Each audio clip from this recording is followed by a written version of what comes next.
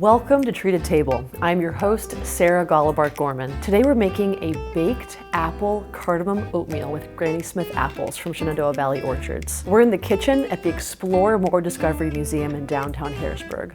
Let's get started. Have you ever wondered who Granny Smith actually is? Well, she is a real person, or she was.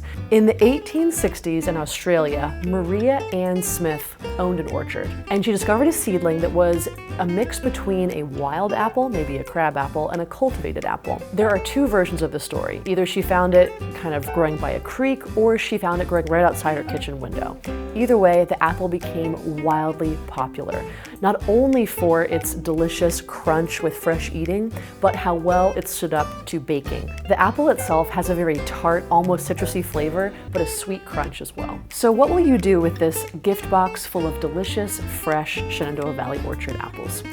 Well, if it's Granny Smith, they're perfect for fresh eating, snacking, but also for baking, like in today's recipe. If you happen to have a different type of apple, any sweet or tart one will do, like Ginger Gold, Empire, or Pink Lady. This recipe is so versatile. It's gluten-free, which is great. Also, if you're dairy-free, just sub out the milk and the butter for a plant-based milk and coconut oil. The recipe also can feature whatever fruit you have on hand. If you have Shenandoah Valley Orchard cherries, peaches, nectarines, you can also put them in this baked oatmeal. This recipe is a cozy and healthy option for breakfast. You can meal prep a whole week's worth and just cut them up individually, heat them up on demand, or it's great for a lazy Sunday morning with overnight guests. The healthy aspect comes from using maple syrup as a sweetener, the fiber that we're going to get from the oats, and also the omega-3s that come from the flax that we're going to put in as well. So this recipe is super duper easy. If you have your ingredients all measured out beforehand like I have, all you have to do is dump it in the bowl, stir it up, and then bake it. We love that.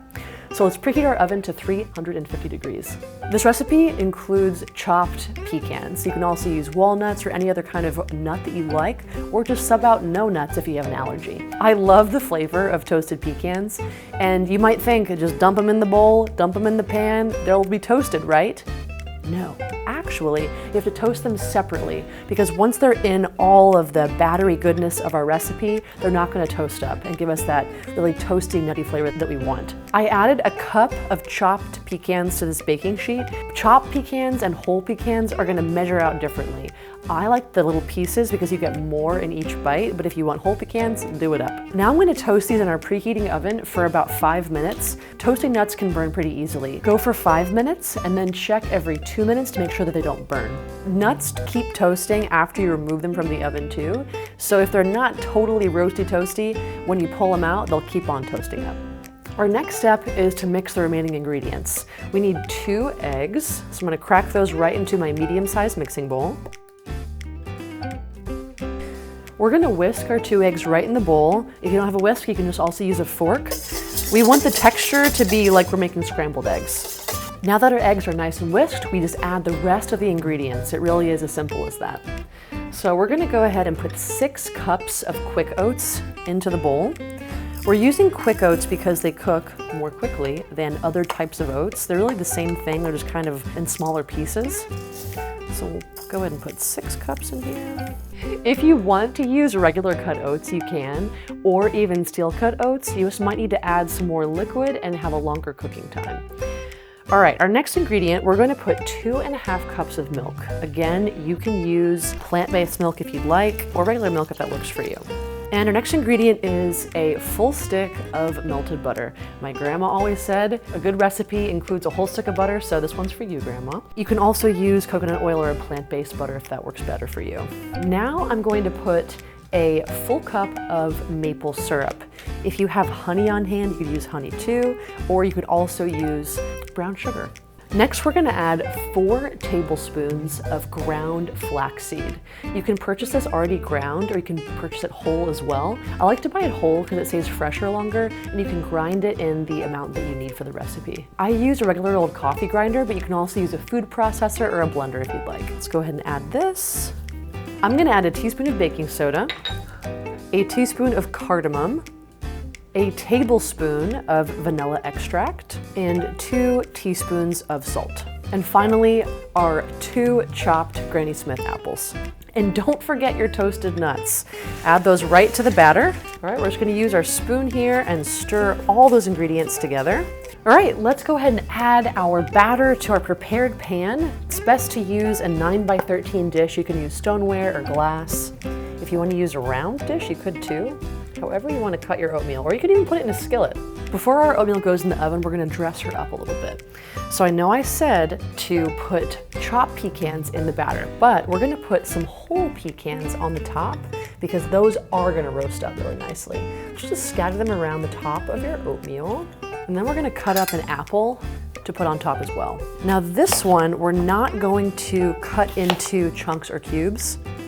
We're going to cut these into a little half moon shape. So just slice your apple into probably about 1/8 of an inch thick. And then what you want to do is basically pick them up in the order that they were chopped. We love to fan them out and then just stick them right into the oatmeal. Lovely. Let's grab a couple more, fan them out nicely, and then go ahead and stick those in the oatmeal too. Beautiful. All right, this baked oatmeal is ready for the oven. We're gonna bake it for about 40 to 45 minutes. Probably check it around 40 minutes and just see, is it looking golden on the top? You wanna make sure it doesn't have like a jiggle in it when you shake it to make sure that the oatmeal is fully set all the way in the center. Our baked apple cardamom oatmeal is out of the oven and ready for eating. Let's cut into it. So this recipe is fantastic for making ahead. You can keep this in the refrigerator and just cut pieces as needed. I love to put a little bit in the microwave or the toaster oven with a little bit of milk on top. As I reheat it, it tastes really delicious. This recipe is different from overnight oats because overnight oats has more of like a porridgey, puddingy texture, and it's also cold. This is gonna be warm. It's gonna have a little bit of crispiness to it on the top, and it's gonna have just more of a cooked and baked flavor because overnight oats are not cooked. So the ingredients are more kind of in their raw form. Let's lift out a square and give it a try. Wow, the apples are delicious. They have this sweet tartness. They honestly still have a crisp to them, which is amazing after being baked for nearly an hour. The baked oatmeal has almost a fluffy texture as well. The cardamom has almost a chai tea flavor, which is absolutely delicious.